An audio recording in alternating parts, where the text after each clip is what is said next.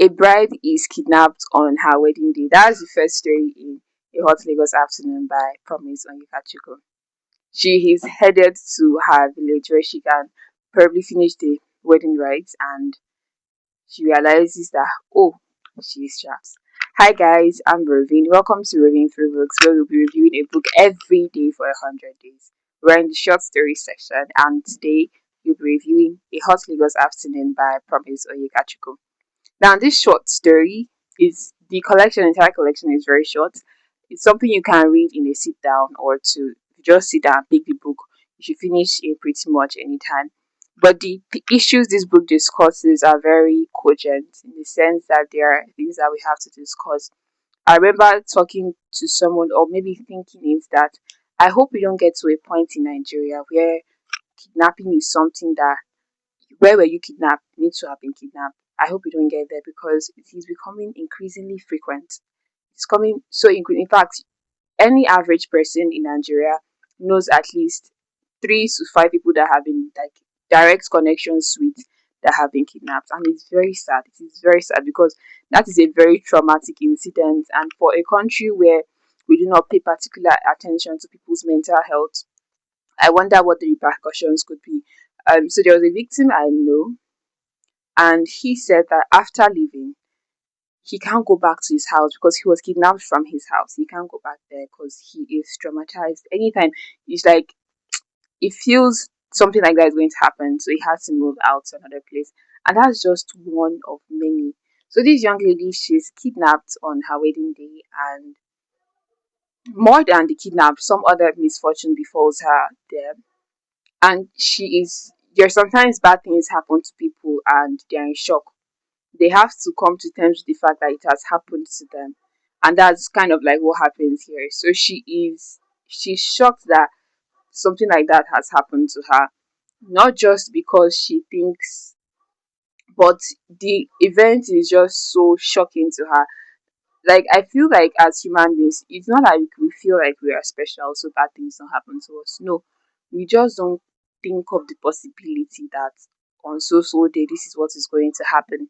And so when it does eventually happen, it is her reaction is she's in great shock, and she doesn't tell everybody what has happened because beyond she has not yet accepted it herself. So how will she tell someone else that this is what has happened?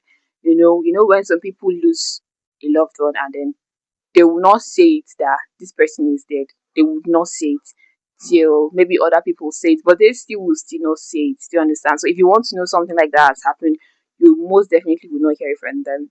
You hear it from someone else. So that's similar to what happened here. And for years, she kept it a secret till she could no longer keep it a secret anymore.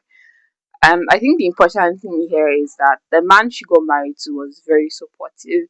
So, yes, we don't know the aftermath of her saying this is what happened to me, but so far he was patient with her, and we can expect that his patience lasted long after she told him what happened. I mean, the book ended on a cliffhanger. I mean, I confess this is what happened to me, and the end. That's why I didn't used to like short stories before. I didn't used to like short stories because I always like these stories felt so incomplete. But now I've realized that the beauty of some stories is the shortness of it, is the brevity of it. So when we read the stories and we are shocked, I mean, if the story had built on and on and on, we probably would not have liked how it would have headed and something else to get. But the story in itself, it's complete of itself, and that's what makes short stories these things are very beautiful. Another thing this book addresses is the way some people, especially people in the village, view Lagos as a ticket to success. So many people think that if I go to Lagos, if I am in Lagos, I'm going to make a lot of money because they feel like people in Lagos have money. Now, the truth is, there are opportunities in Lagos. I'm not going to deny that. There are so many opportunities in Lagos, but nobody falls on wealth. Well, I was about to say nobody falls on wealth overnight, but sometimes that happens. I think what people should say is that Lagos is a land of opportunities, and you have to work hard before you become successful in Lagos. I mean, you have to work really, really hard because there are actually as many people as you out there. Lagos has a large population of people. There are so many people in Lagos. I don't. think there is an accurate number of the population in Lagos. So as you're hustling, this many other people are hustling, and it's, you get, like, when people are striving towards one goal, it's not like it reduces your chances, but it just means that you have to double your efforts. So that's it. So in this story, this girl's perception of success drives her to do things that ordinarily you would frown against. I It's not something I support, by the way, but I mean, she did what she felt was the right thing, and we don't know how it panned out for her in the end. Once again, ends on a cliffhanger. Another thing a hot Lagos afternoon talks about is, so, and I reviewed Lagos Sugar Baby. I think I mentioned that, the reason why we talk about Lagos sugar daddies more is because people talk about it, that there are some men that actually do that to women. But their own case is worse because they lie to these women, they pretend they are in love with these women, so they present false affection to these women so that they can collect money from these women. And it happens here, and it is, the woman loves her man so much. She'd never expected something like that to happen, but it did, and then she had to live with the consequences. The story that took my, not necessarily took my breath away, but the story that felt like it did was the one where a Yahoo boy joined a Yahoo school. So first, it sounds strange that there is a school for Yahoo, but not too strange in the sense that I've already read "I Do Not Come to You by Chance" by Adobe Trisha Wabani, where we see that Kingsley was sort of enrolled in this kind of school, and there were other people there, and they learned that there were some things you shouldn't do. So this young boy is introduced to that kind of lifestyle, but something happens.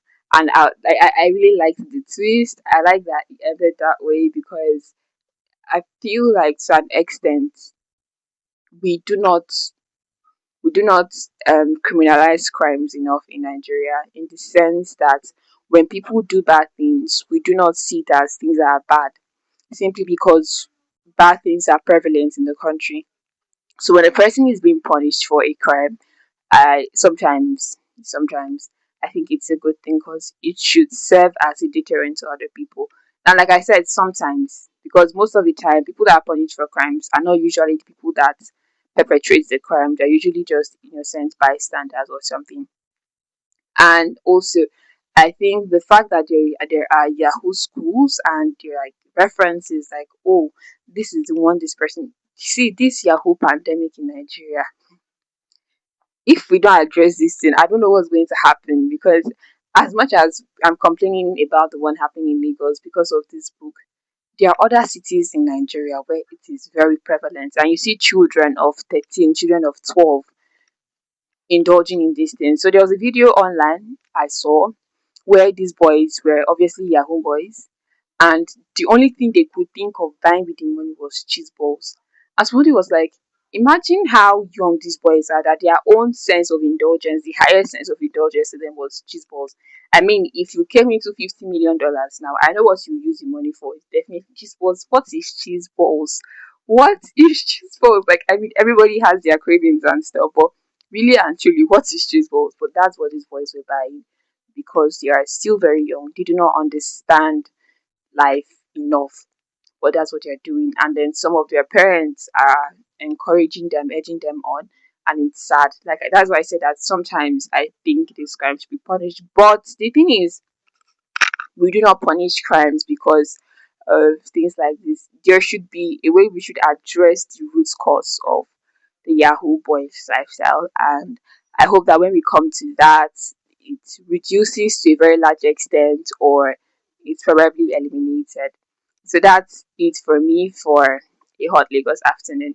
My favorite part is this last story I just said. This, like I said, the stories are very short.